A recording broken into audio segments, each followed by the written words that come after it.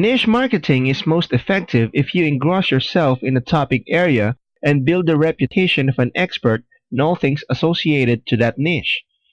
It might sound intimidating. However, actually, all it demands is focus.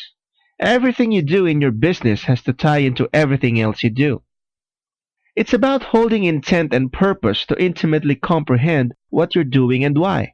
Your marketing brand, stress, mental attitude, relationships, interests, and communication style are all factors of your focus. Without comprehending whom you help and why you're doing what you do, how can you expect anybody else to know? If you aren't passionate about your business, you're in big trouble. No denying this one. This is a core belief and present in the most successful entrepreneurs. Cash follows passion and not the other way around. Consider that for a moment. Cash follows passion, but not the other way around. Let's say you're an accountant.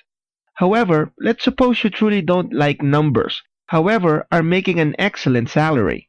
Chances are, you love the cash, but you detest your work. You can't learn to like something you don't like. Certainly, you could buy nice things as you make an excellent salary, so you perhaps like the lifestyle. However, what if you had both? A business you love that likewise brings in the big money, and you're pumped about getting to it every day. If you're passionate, the cash will follow. You'll put in the additional hours, the sweat equity, get things accomplished, and above all, be happy. If you simply care about the cash and make a nice wage but you are not enjoying your work, you're going to do mere minimum. It's fact. Passion gets you go above and beyond. Life is too short to be unhappy every day, doing something you detest. Too many individuals are stuck in this daily. 3 questions to ask yourself. If you weren't making any cash doing what you do today, would you keep going? You know you've found passion if you answer, yep, to that question. Are you charged up every day to get up and work? If you answer, no, you're perhaps putting profits before passion.